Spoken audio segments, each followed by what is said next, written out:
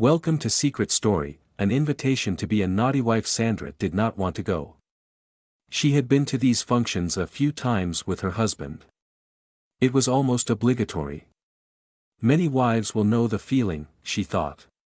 Such functions are always very boring, and mainly because Kevin, Sandra's husband, once he gets into conversation with other work colleagues, just forgets he is supposed to be with her, and she ends up like a spare part wishing the whole evening was over and they could just go home. It irritated her all the more when she heard her husband laughing raucously at something one of his friends had said. The laughter gets louder with each drink he consumes. Oh, she didn't mind her husband having a great time if she was having a good time with him. However, not when she is bored out of her tree, smiling at people she doesn't even know and being the dutiful little wife. Sometimes it reaches the point where she could just walk up to him and throw a drink straight into his face and say, "Know me? I am the woman you came in with." Kevin always wanted to impress his boss and often went too far in trying to ingratiate himself for Sandra's liking, and she thought it did him more harm than good. It certainly made her want to throw up. His boss and owner of a large firm of city accountants is Richard Meade, a man in his mid to late 60s who had developed quite a paunch. He had silvery hair and was short of stature. It was difficult to imagine him ever having been attractive to any woman. There were some 20 guests, 10 couples all sat down to dinner at the large dining table. Each course was served by two young girls about 18 years of age. Richard Meade was filling his face with one mouthful after another and eating with his mouth open, which was a grotesque sight. Of course he had the outward signs of wealth, displaying gold rings on his fingers and what must have been a very expensive watch. He sat at the head of the table in an imposing posture as if to say, "I am the alpha male here." At the opposite end of the table sat his wife Rachel, a leggy brunette who Sandra had met on numerous occasions and had developed a good relationship with over the past 2 years or so. Sandra would have estimated her to be around 42 years of age, easily 20 years, or more, younger than her husband. There is no denying her beauty, Sandra thought, her silky auburn hair flowing down towards the small of her back, her eyes a stunning brown shaded by long eyelashes. She wore a long red dress with low-cut back that accentuated her figure as it molded and into her slim waist. It would be easy to ask what she was doing married to Richard Meade were it not for his obvious wealth. Sandra had met 3 of the men before who were friends of Kevin's. She would say friends loosely because basically they were all backstabbers when it came down to it. Malcolm Crompton was a rising star in the company and was the managing director of the operation in the north of England. Apparently he was very clever but had a reputation among female staff of being a bit of a creep, altogether too touchy-feely for the liking of many. His wife was a small and petite brunette. She wore a short pink dress with a rather low plunging neckline. In fact, looking around the table there wasn't much to pick from apart the guy who sat at the opposite side of the table to Sandra and a few seats to her left in the direction of the top of the table. She did not know his name then, but he was quite attractive, the classic chiseled good looks, tall, dark and very handsome. Most women, if not all the women in the room, would find him by far and away the only one worth looking at more than once. The woman sat next to him was an attractive-looking blonde who dressed quite classy but did not have a wedding ring on her finger, so one had to assume she was not the wife of Mr. Gorgeous. Terry Fernley she had met before, he was with his wife Paige. How do these average-looking men find these attractive wives? Paige is brunette, very nice legs she made sure everyone could see. Her yellow dress was not too short but enough to ride a good third of the way up her thighs. Terry Fernley was clearly very proud of his attractive wife and seemed to enjoy her display of thigh, regularly placing his hand on the one nearest to him as if to say to other men in the room, "Look what I got." After dinner everyone retired to a large drawing room, and that was where the mingling took place, and Sandra found herself abandoned by her inattentive spouse. There will hardly be a married woman anywhere who has not been abandoned with a drink in her hand and yet expected to smile sweetly at everyone and pretend to be enjoying a boring evening. She was left in that state for a good half an hour. Suddenly, she was saved by Rachel Meade, who came and joined her. Sandra was certain that Rachel found these parties just as boring as she did. You look a bit lost, darling, she said. Husbands can be such arseholes, don't you think? Sandra just smiled as sweetly as she could and was careful to remain noncommittal. Richard is no different. I have to suffer these occasions too. I have always imagined you have quite an exciting life, Rachel. Sandra said. Oh yes, I certainly do, dear. I have a very exciting life. She smiled knowingly and raised one finger to her lips to indicate that she had just imparted a naughty secret. Sandra raised her eyebrows and smiled at this subtle hint. Most of the women here are members of my secret little exclusive club. We kill the boring lives we would otherwise have artificially massaging the overblown egos of this lot, she added, nodding in the direction of a huddle of the male guests who were obviously laughing at some dirty joke or other. Surprised that she would half reveal what seemed like a dark secret, Sandra's mouth fell open, but she could not help a little giggle at the audacity of the woman. Was she telling her that she was getting it somewhere else and that she wasn't the only wife in the room doing so? Emboldened by Sandra's little giggle, Rachel continued, Come on, dear, you don't think for 1 minute that I limit my life to podgy belly over there, do you? Half nodding her head in the direction of her husband. He keeps me in luxury and pays the bills, but when it comes to the sack I need something hunky. Where do you get your bit on the side, Sandra? She said it so matter-of-fact, as if there could be no doubt that Sandra would be having an affair, as if it was natural and taken for granted that she would be doing so and that it was normal for Rachel, and probably the circles in which she moved. Was it just expected of Sandra too? Is that why she felt bold enough to impart her secret? I have no bit on the S, she started to answer, but Rachel cut her short and again took control of the conversation. Well, Sandra darling, you must get your jollies somewhere. Husbands can be so boring between the sheets, don't you think? She asked in her very upper middle-class accent. Rachel saw the look on Sandra's face and was quick to capitalize. Oh Sandra, you poor thing, you have one of those 5-minute husbands, in, out, balls empty in, good night. This time Sandra really did laugh. Sounds about right, she said. Is he your one and only, dear? Has there ever been anyone else? Now this was getting a bit personal even between friends, but woman to woman Sandra felt she had little option but to answer. Definitely my one and only, she said, feeling quite uncomfortable that she was revealing the quality of her life to Rachel and that she had allowed Rachel to tease it out of her. Surely you must get curious sometimes. I know I did. You must sometimes wonder, darling. This time Sandra did not answer and just smiled as pleasantly as she could. It was like that with my first husband, she said, then I got to thinking about it. There was this absolutely gorgeous hunk of a maintenance man at work who occasionally came into my office to change bulbs and do other little odd jobs like cleaning the windows.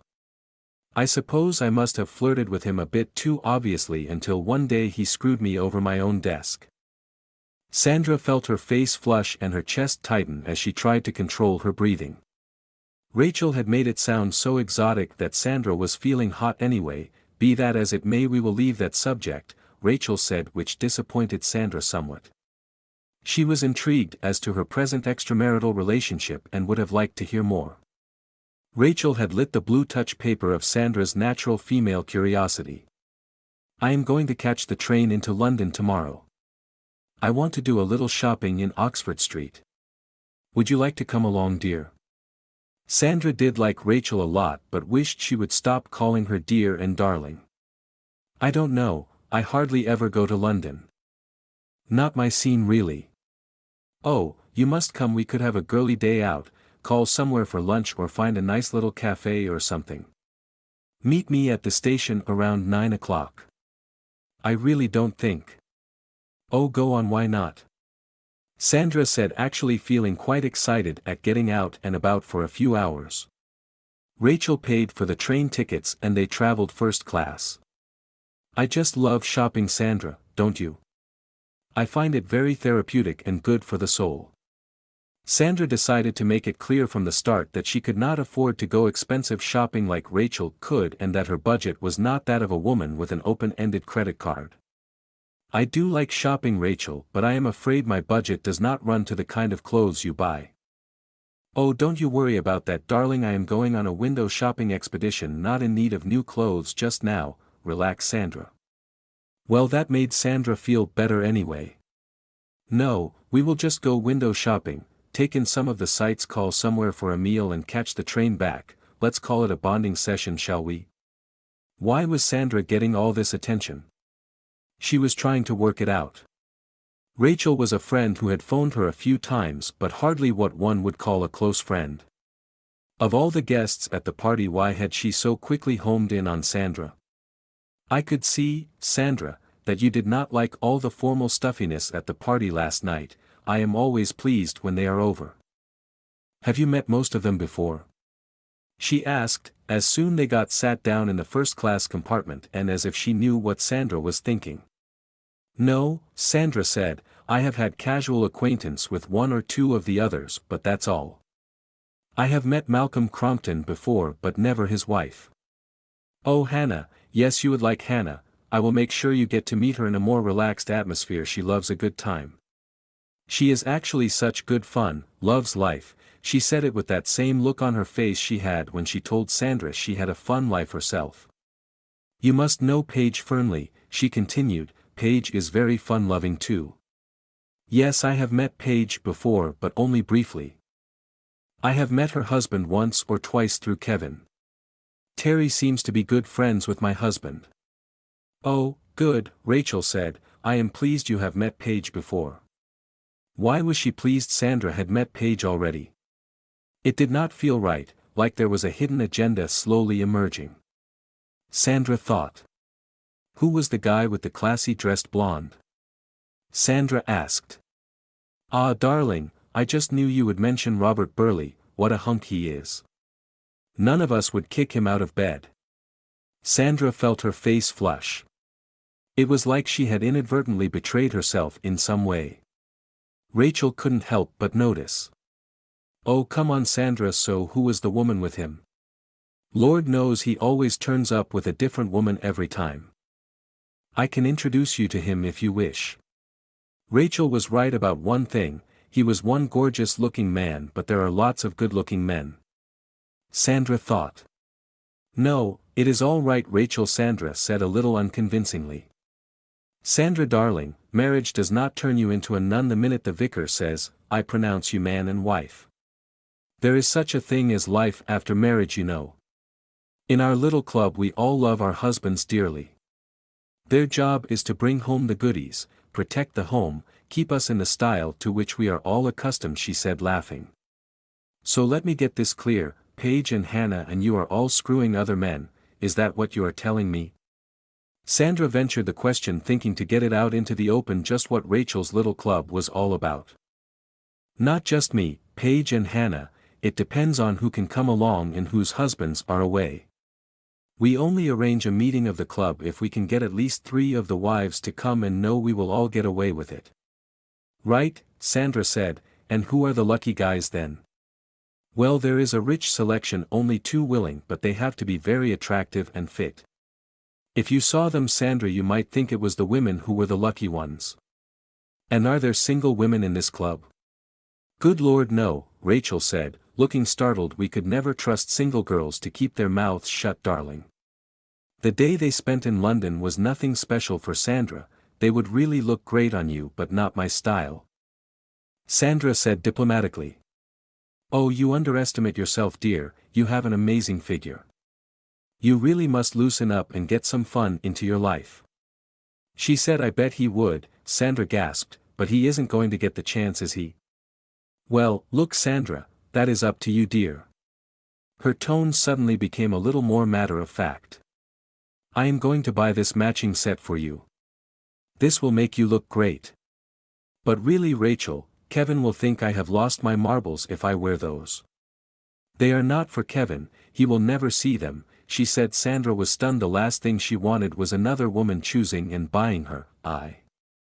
Look, Rachel, did I shush, Rachel said, stopping Sandra short and again holding one finger across her lips to indicate silence.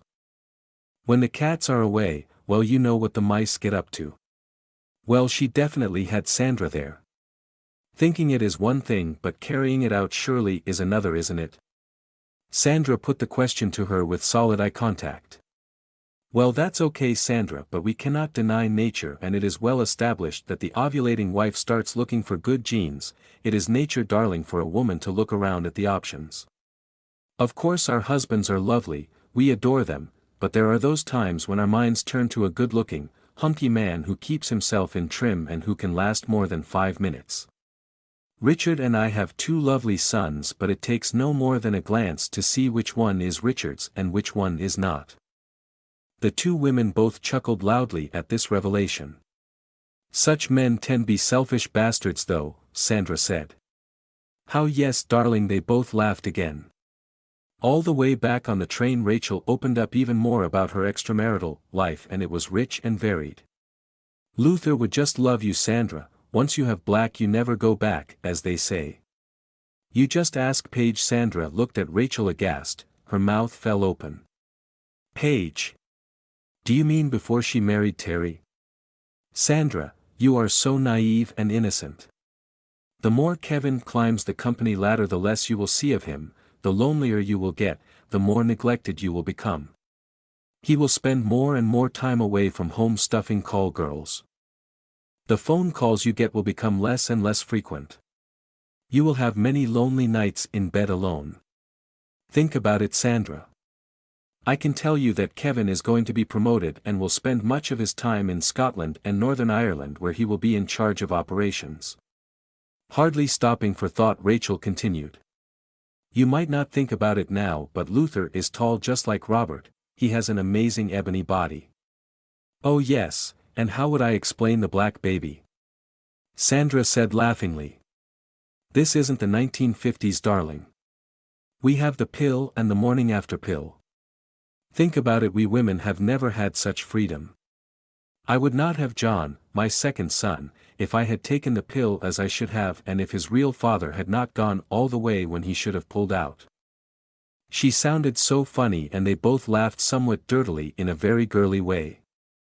Robert is Richard's nephew and lives life like a playboy. Sandra just did not know how to respond. She hadn't the slightest intention of joining Rachel's little club. She prided herself on not being racist, but interracial was something else. Obviously Robert would always stand a chance with any woman, but she was happily married to Kevin, even if he does make her puke the way he creeps around Richard Meade and ignores her at those company functions. In bed that night with Kevin at the side of her fast asleep, she was staring through the darkness at the ceiling, her mind running over everything Rachel had said. She could not believe that 3, and by the sounds of it more than 3. Rachel made it all sound so natural. Was she really just naive and innocent? Sandra asked herself. She did not tell Kevin what she had learned because she knew the trouble it could cause if it all got out, and Rachel had after all confided in her as a friend. She was acutely aware that she had mentioned the names of 4 men, Robert, Luther, Paul and Daniel, but only mentioned 3 women, herself, Hannah and Paige. It was obvious that Rachel was given the task of recruiting. She turned over and wrapped her arm around Kevin. He was fast asleep. She softly whispered in his ear, "Oh Kevin, please don't ever leave me or let me forget how much I love you." Women can get so bored, vulnerable. She drifted off to sleep. Just as Rachel had said, Kevin took over in Scotland and Northern Ireland. Sandra suggested that they should move to live in Scotland, but Kevin did not want to move house.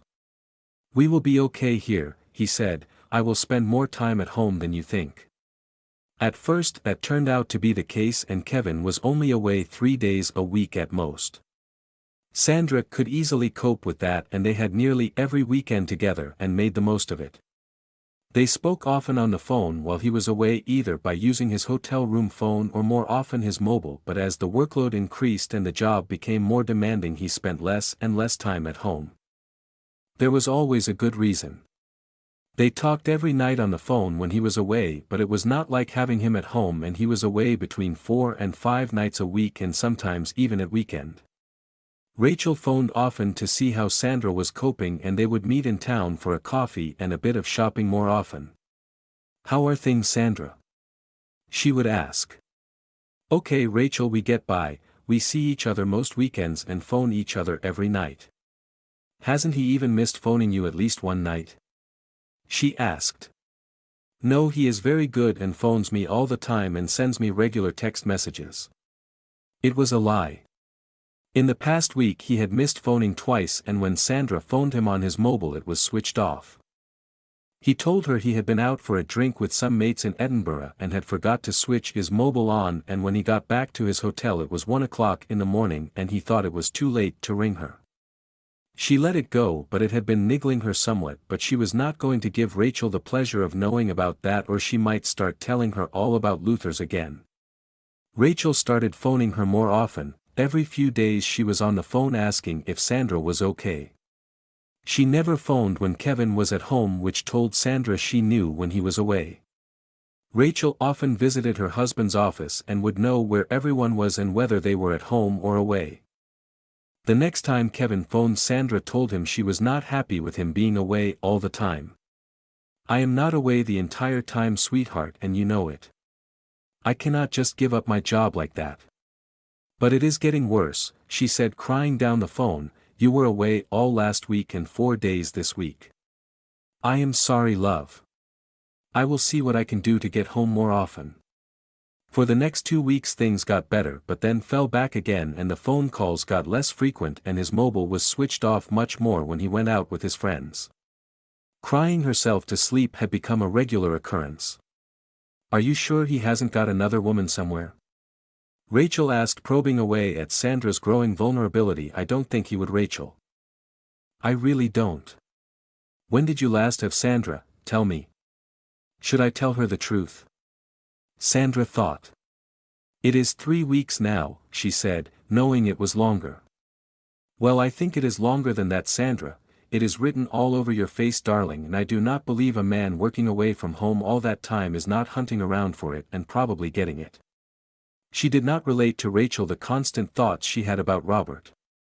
Only that morning she had been laid in bed thinking about him. As she looked up at the ceiling, she went again to meet Rachel in the little cafe they often used in the town center. As Sandra walked in, she saw Rachel already sat at one of the tables. Robert was with her, as was a black guy who she immediately assumed was Luther. Robert immediately recognized her and jumped up to get Sandra a coffee while she made her way to the table and the one spare chair. "This is Sandra," Rachel said. "Sandra, this is Luther." "Hello," Sandra said with minimum eye contact. "Hello." Luther said, "I have heard so much about you." "I bet you have," Sandra thought, smiling as she sat down. Luther was much as Rachel had described him: tall, muscular, clearly fit and wickedly good-looking. In the second it took to shake hands, Sandra had taken it all in, and when he sat down in the chair next to her she could hardly stop herself from looking at his strong and lengthy thighs in those tight light gray trousers, and he certainly wasn't afraid to let any girl who cared to look see the shape of his equipment. Sandra had got an eyeful of it as he sat down, but disciplined herself not to risk another look. Robert returned with her coffee and refills for everyone. "Quite a welcoming party," Sandra said, blushing again. "Nice to see you again," Robert said. "Yes, I saw you this morning in my bed," Sandra thought. Once again Robert looked simply amazing. "Sandra, we are having a little party at Luther's place tomorrow evening. Hannah and Paige will be coming along. We wondered if you would like to come, just for a few drinks." "Can I think about it, Rachel? It is a bit out of the blue." Just for a few drinks, Sandra thought. She may be naive, but not that naive. She was thinking, if she went to this party with these two gorgeous men around, yes. "Take your time, no pressure," Robert said, "but I would love it if you could come along." His brown eyes made contact with Sandra's. He had been briefed by Rachel, she was sure. He probably knew he was talking to a woman who had not had for nearly 6 weeks. Sandra looked at Rachel, pulling her eyes from Robert's. "I will ring you tomorrow and let you know. Once I know you are definitely coming, I will send Robert to pick you up," Rachel said. Sandra's heart was thumping. What was she thinking of, not refusing outright? She had to take a grip of herself, or heaven knows where she was heading. When she got home she couldn't think of anything else other than the conversation in the cafe. She desperately needed to talk to Kevin just to get back on track. Just to hear her husband's voice. Just to hear him say how much he loved her. She waited and fell asleep in the early hours of the morning without a phone call. She spent much of the next morning really angry with Kevin. She had always been told not to phone him during the day when he was working. To tell the truth, she could not care less. She just knew she was getting more and more likely to say yes to the party but could not bring herself to actually phone Rachel. At about 6 o'clock Rachel phoned. "Have you decided, Sandra? We are all waiting for you." Sandra took a deep breath. "I will be ready in 30 minutes. "Okay," Rachel said and then lowered her voice to a whisper. "Don't forget to wear those." God, Sandra had not given them a second's thought since she buried them away her drawer. She could not possibly wear them. Why would she unless she was really doing it for a man, and another man at that? She started to get ready and looking at herself. The idea of just trying them on felt very naughty. She actually felt a bit giddy. She slipped a black fishnet hold-up nylon stocking over her foot and worked it up her leg and thigh, smoothing it all the way, then a second one on her other leg. Sandra was feeling and looking even more, but who was all this for? Of course, she told herself it was for her and her alone. No man is going to get to see this, she thought as she stood again in front of the mirror looking at herself. She knew she was every bit as attractive as any of the other women, if not more so. Her figure was perfect, her long red hair reached almost into the small of her back. She swished it a few times. The troublesome question was, why was she thinking of Robert, and yes, even Luther, as she admired her reflection yet again? Why wasn't she thinking of Kevin?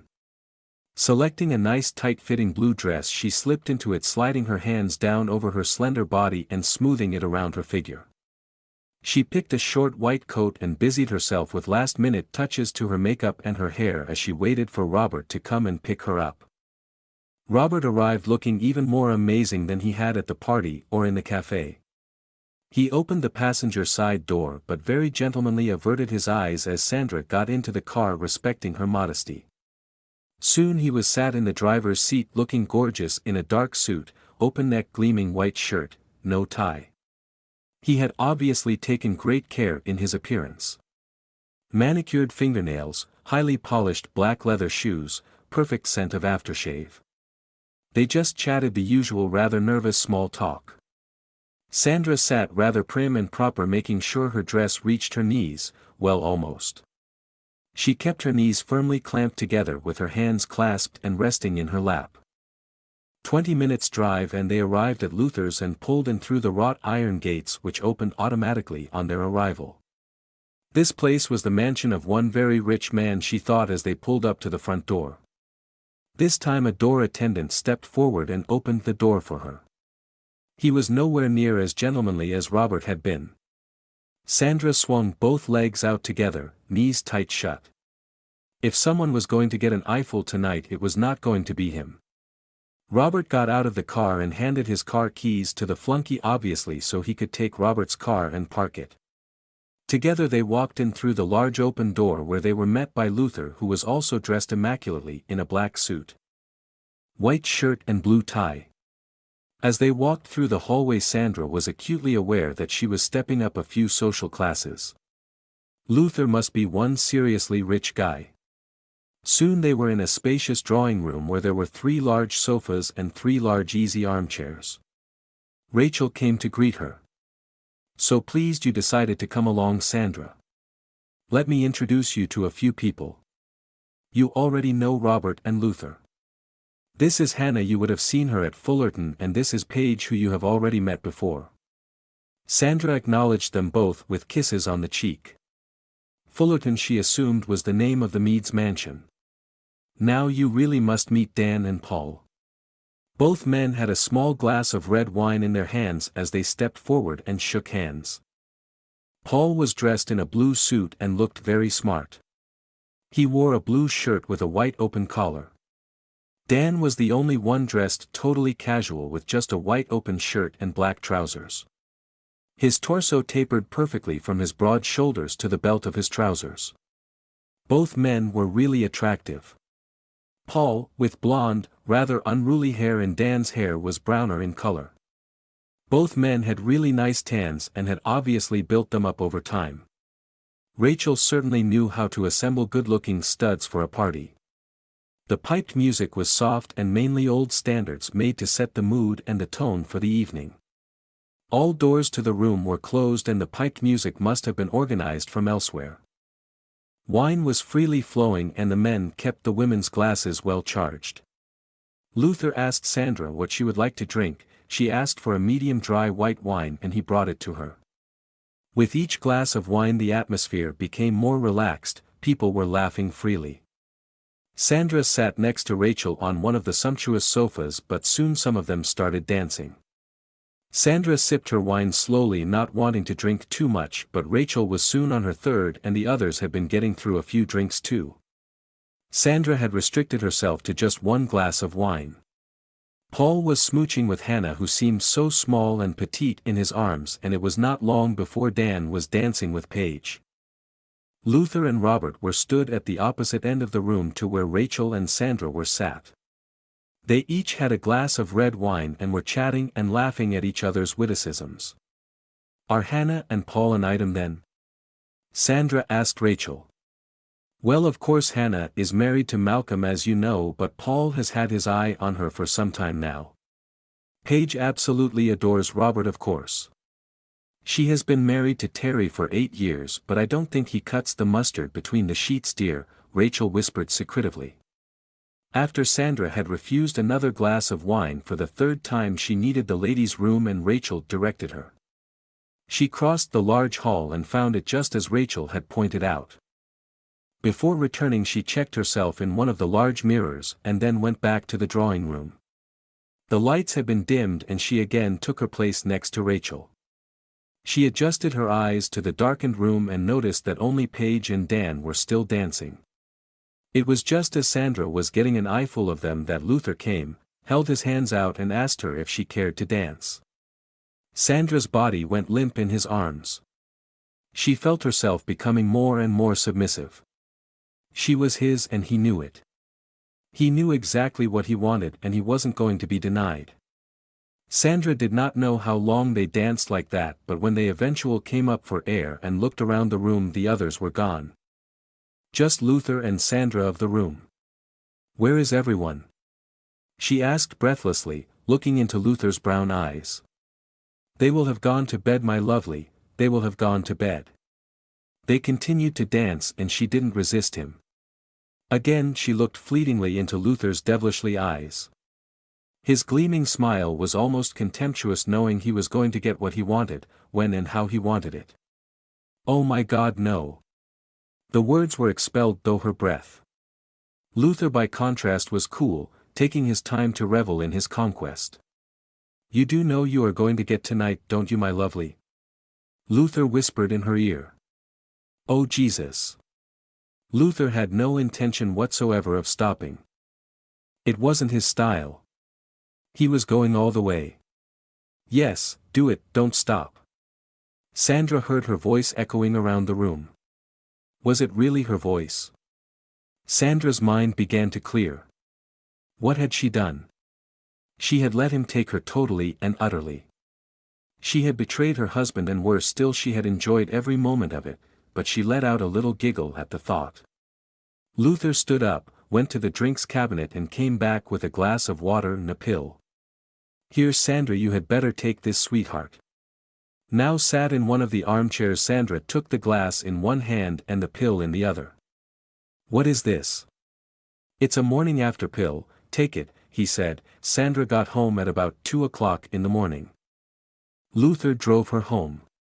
The following morning, after Luther had left, Kevin phoned and asked why she had not answered her phone the night before. "I went out with friends to a party," she told him. He could hardly complain given the number of times he had not phoned her and failed to answer his phone. "I hope you were well behaved," Kevin said jokingly. "Yes, I was, love, I was very, very good," she said. Sandra saw Rachel the next day and they had a coffee together in town. "We have a party every month or so, darling, you must come again. You were quite a hit with Luther. He hasn't stopped talking about how good you were." "I think I need to take some time out from Luther," Sandra said, taking a sip of her coffee. "Oh no, darling, it will not be Luther next time. there will be more of Luther in good time for sure. You need a variety of men, darling. Don't get hooked on one, that's not what the parties are for. What's more, Luther hasn't serviced my for a few months and I need some serious, she said, and they both giggled. The two women looked at each for a moment, Rachel's words hung in the air, then they started to giggle again and their giggles turned into outright laughter.